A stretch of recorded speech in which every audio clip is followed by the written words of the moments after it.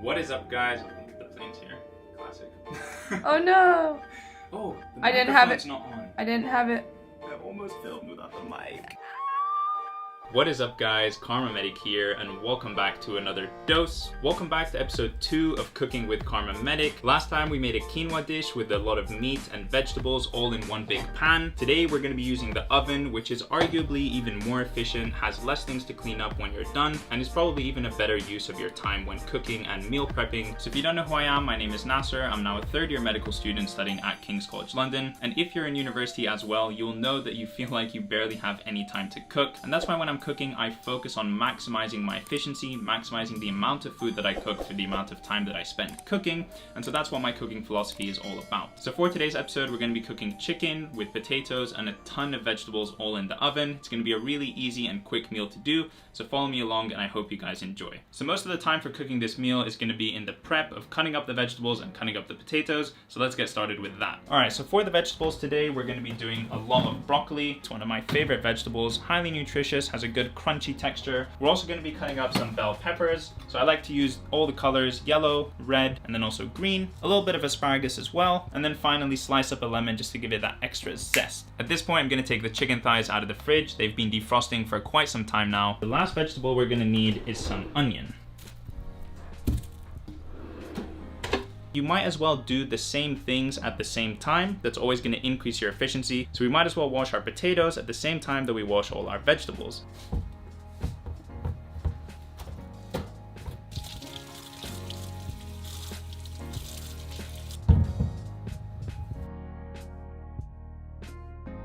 So here on the Karma Medic channel, I like to promote efficiency as much as I can. So we're going to use the least amount of utensils as possible, the least amount of cooking things as possible. I'm going to prepare all of my pans, throw in some baking paper.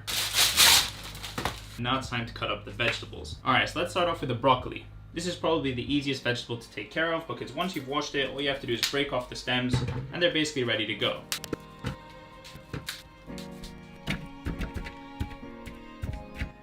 Now when you guys are cutting up peppers, honestly you can do it however you want. I tend to cut them in long thin strips just because I think that's the easiest and it's the most efficient use of my time when it comes to cutting and prepping vegetables.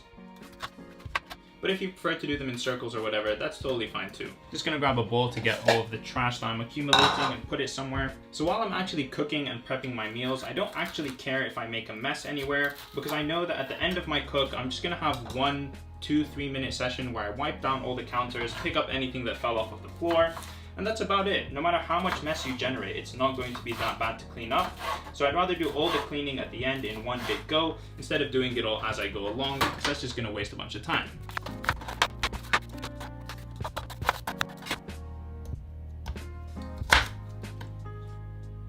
So now it's time to move on to cutting up the onions, and a surprising amount of people don't know this, but if you just chew a piece of gum while cutting up your onions, it's going to prevent you from crying.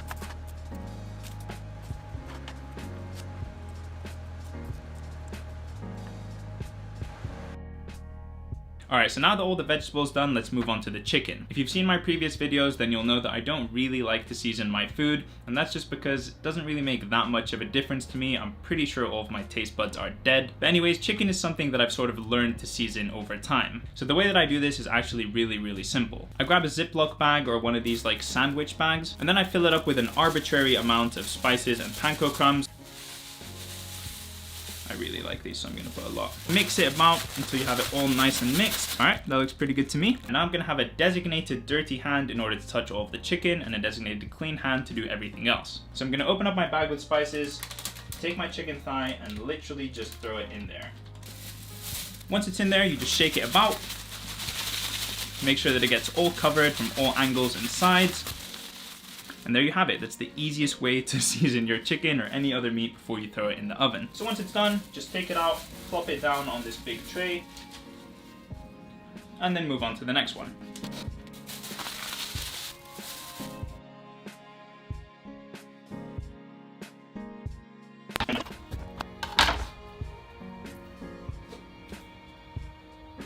And since the potatoes take longer to cook than the chicken and the vegetables, I'm going to put those in first for about an extra 10 to 15 minutes and then add the rest of the trays. Now because I want my potatoes to come out as crispy and crunchy as possible, I'm going to try and cut them in thin slices so that they can get cooked really well. But of course you can cut them up in cubes or fat circles or whatever it is that you want.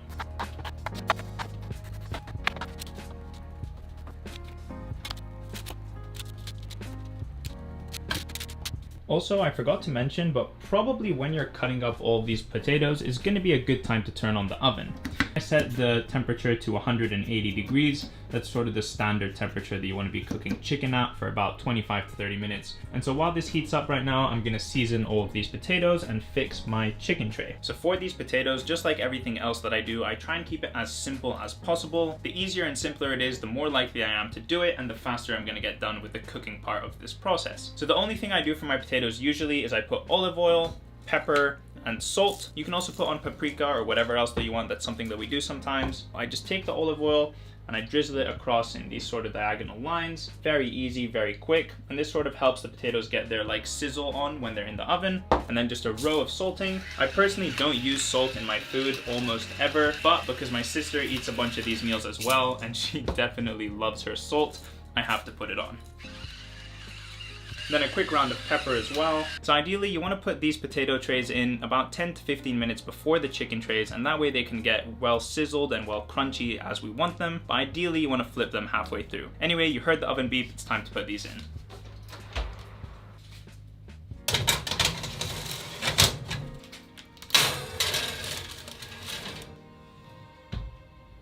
Alright, so now that the potato trays are in the oven, I'm going to set a quick timer on my phone for about 12-13 minutes so that we know when it's time to put in our chicken tray, and let's start working on that. This is actually probably my favorite part of the whole cooking experience.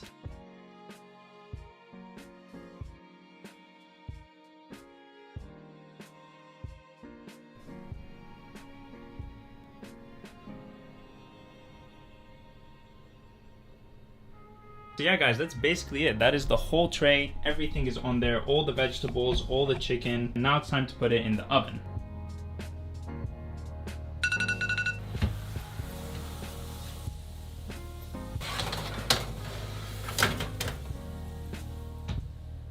Alright guys, so now I'm going to put a timer on my phone for about 20 minutes, 23 minutes, something like that. And then we'll come and check it and see if it's cooked enough as we like it, and we can always leave it in for longer. But while the chicken's in the oven and there's basically nothing for us to do, this is a good time to clean up all the mess that you've made. So at this point I'm going to wipe down all the counters, clean up any utensils or cutting boards that I've used along the way, just so that I can save time for me in the future.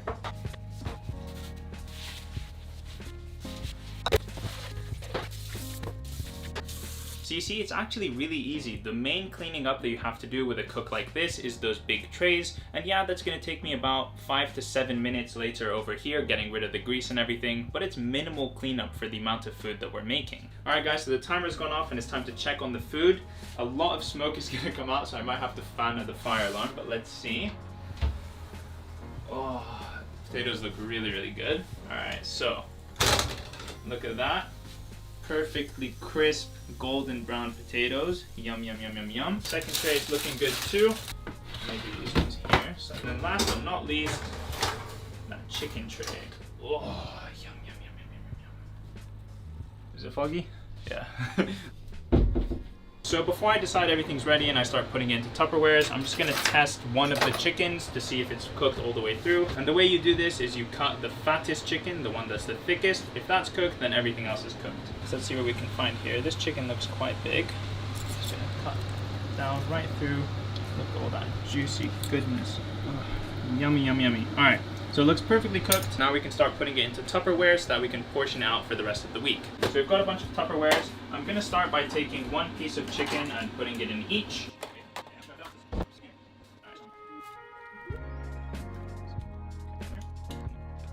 So yeah, basically this part is really simple. I'm just trying to like spread out equally all of the food that we've cooked across the different Tupperwares. Yeah.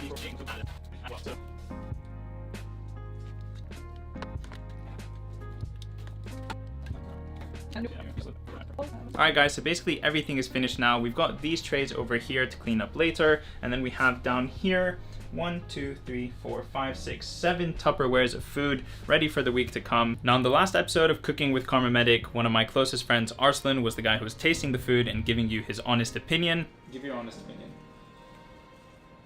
Like off camera? This time it's going to be my twin sister Noor. She's going to taste the food and let you guys know what she thinks. Alright. Not on the couch! Alright. Tell the people what you think. Wow, it looks great. It's good. It's good. Alright. It's a good start. Good? Is it still juicy? Alright, give it a quick rating out of 10. You put me on the spot here. Go for it, man. I give it a 7. A 7? A 7. You get 7. 10 out of 10. Alright guys, so that is it. You heard it firsthand from the horse's mouth. The food was at least a 7 out of 10, which is honestly good enough for me. So from start to finish, a meal like this will usually take me between an hour, maybe an hour and 5, an hour and 10 minutes. So if you think about it, it's a very little amount of time to invest in 7 fully cooked meals ready for the coming week. So I hope you guys enjoyed this video. If you do want to see any more cooking videos from me, definitely do leave a like on this video and let me know in a comment down below. I really enjoy making them and I would love to do more. I'm gonna go back to the kitchen and clean the grease off of all of those trays, and I will see you in the next one. Peace!